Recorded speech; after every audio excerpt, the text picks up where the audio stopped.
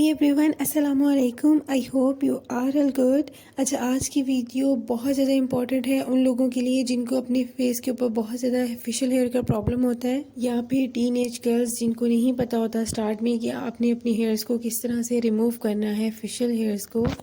और अगर आपको सही मेथड ना पता हो या आपको चीज़ों का इस्तेमाल नहीं पता तो बहुत ज़्यादा मुश्किल हो जाती है कि आपके फेस के ऊपर थिक हेयर आने स्टार्ट हो जाते हैं।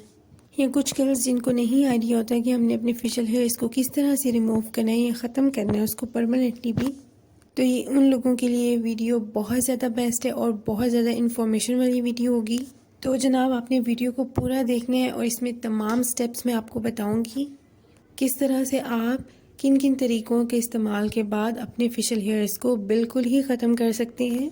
अच्छा जी, सबसे पहले एक बात याद रखें कि आपने अपने अपर लिप्स के ऊपर कोई वैक्सिंग नहीं करनी, किसी तरह का आपने कोई रेज़र यूज़ नहीं करना। अपर लिप्स के ऊपर आपने सबसे पहले आपने थ्रेडिंग ही करनी है। ठीक हो गया जी।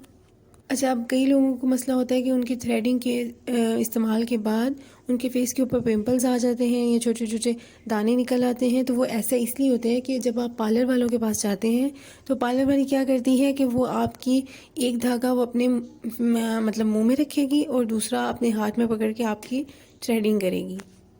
जो धागा उसके मुंह में होगा उसके साथ वो गीला होता होता आपके फेस के ऊपर आएगा और वो जो सारे जर्म्स होंगे वो आपके फेस के ऊपर आ जाएंगे। और वो जैसे जैसे आपके बाल आपके वो थ्रेडिंग करती जाएगी आपके फेस के ऊपर वैसे वैसे जर्म्स आते जाएंगे और वो बाद में पिंपल्स या बहुत ज़्यादा एक्ने भी आपके फेस के ऊपर हो सकती है। तो जो लोग पार्लर जाके अपनी थ्रेडिंग करवाते हैं वो इस चीज़ को लाजमी याद रखें कि उन्होंने उसको जाके कहना है कि तुमने दोनों हाथों में ही धागा रखना है, मुँह में धागा नहीं डालना। वैसे जो लोग घर में थ्रेडिंग करते हैं सबसे ज़्यादा बेस्ट तरीका यही है कि आप खुद थ्रेडिंग किया करें। इतनी मुश्किल बिल्कुल नहीं होती और आपका जो खर्चा है ना वो भी बहुत ज़्यादा बच जाएगा, क्योंकि अगर आप पार्लर जाके ये सारा फेशियल हेयर रिमूव करवाएंगे तो जो आपके पैसे उजड़ेंगे ना, और फिर पार्लर वालों को कोई परवाह नहीं होती कहाँ से आपको दर्द हो रही है, क्या आपकी पिंपल्स हो रहे हैं या आपकी स्किन ज़रा थोड़ी सी सेंसिटिव है। उन्होंने बस उसी स्पीड से अपना काम करना है, आपका बेशक काम हो जाए।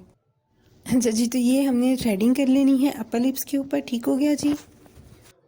इसके अलावा आपने थ्रेडिंग अपने फेस के किसी भी एरिया पे नहीं करनी, सिर्फ आपने अपर लिप्स पे करनी है। ठीक हो गया। अच्छा जी, उसके बाद सेकंड मेथड आता है हमारे पास वैक्स का। अच्छा जी, कुछ लोग इसको यूज़ करते हैं, ये स्ट्रिप में आपको मिलती है, ये आपको किसी भी ब्रांड की मिल जाएगी। मैं वैसे ये प्रेफर नहीं करती कि आप वैक्स अपने फेस के ऊपर करें, ख़ास तौर पे ये वाली वैक्स, क्योंकि ये बहुत ज़्यादा हार्ड होती है और अगर आपको अच्छे तरीके से ना करनी आती हो तो ये आपकी स्किन भी ऊपर से पील कर सकती है। ये बेस्ट होती है लेग्स के लिए या आपकी आर्म्स के लिए। अदरवाइज़ आप इसको अपने फेस के ऊपर ना अप्लाई करें तो बहुत अच्छी बात है। इसको अपने फेस के ऊपर अप्लाई करने के बजाय आप होममेड वैक्स अप्लाई करें अपने फेस के ऊपर, वो बहुत ज़्यादा अच्छी होगी, इजीली बन जाती है। मैं आपको होममेड वैक्स भी बनाना सिखाऊंगी इंशाल्लाह।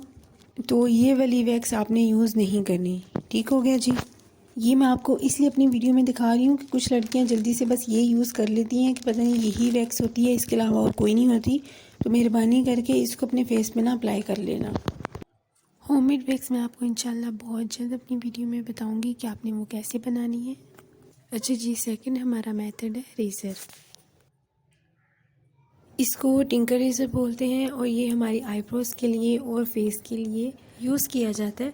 अच्छा जी, कुछ लोग कहते हैं कि रेज़र से हमारे हार्ड बाल आते हैं, तो यार उसमें रेज़र का कोई ऐसा इशू नहीं होता। अगर आपके बाल आ ही हार्ड रहे हैं स्टार्ट में ही, मतलब आपके बाल हार्ड होते हैं, तो वो डेफिनेटली हार्ड ही रहेंगे।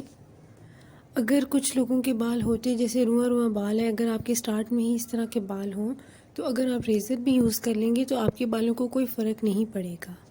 रेज़र जब आपने यूज़ करना है उसको आपने इस्तेमाल कैसे करना है, आपने उसको कभी भी ड्राई यूज़ नहीं करना। ठीक हो गया। आपने अपने फेस के ऊपर सबसे पहले कोकोनट ऑयल यूज़ करना है।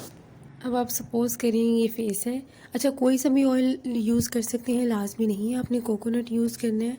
आप एलमंड यूज़ कर लें, कोई सा भी ऑयल अगर आपको अवेलेबल है यूज़ कर लें, चाहे तो देसी घी यूज़ कर लें। बस ये आपने याद रखना है कि आपने इसको ड्राई अपने फेस के ऊपर नहीं यूज़ करना। ठीक है।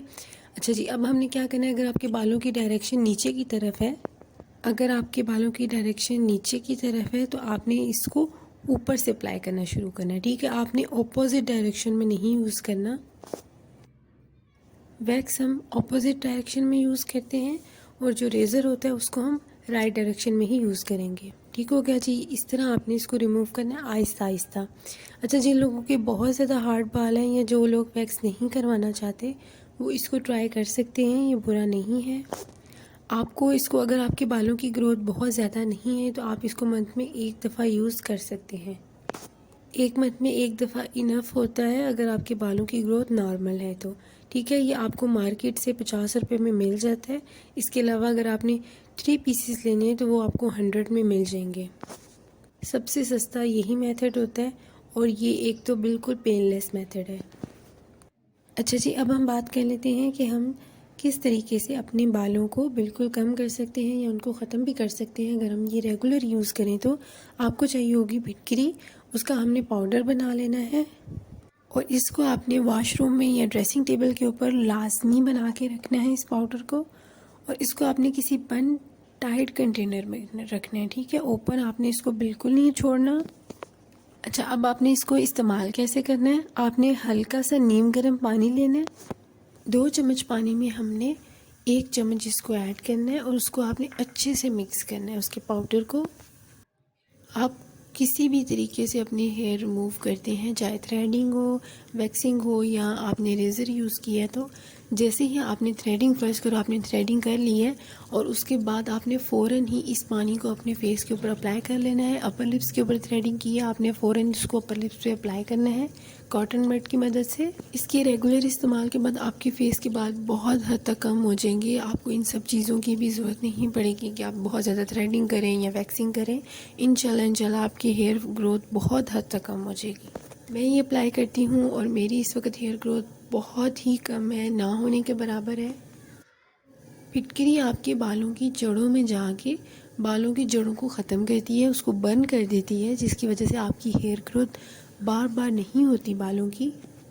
शुरू में ये आपके बालों की ग्रोथ को बहुत ज़्यादा स्लो कर देगा। अगर आपको महीने में 2 बार थ्रेडिंग की या वैक्सिंग की ज़रूरत पड़ती है फेस पे, तो ये उसको बहुत कम कर देगा। आपको आहिस्ता आहिस्ता महीने में सिर्फ 1 बार करने की ज़रूरत पड़ेगी और उसके बाद आप 2 महीने के बाद या 3 महीने के बाद यूज़ करेंगे। अच्छा, ये तरीका इतना अच्छा है कि इसके बाद आपके बाल इंशाल्लाह बहुत कम होंगे। फेस के ऊपर आपको थ्रेडिंग या वैक्सिंग करने की बहुत ज़्यादा ज़रूरत नहीं रहेगी।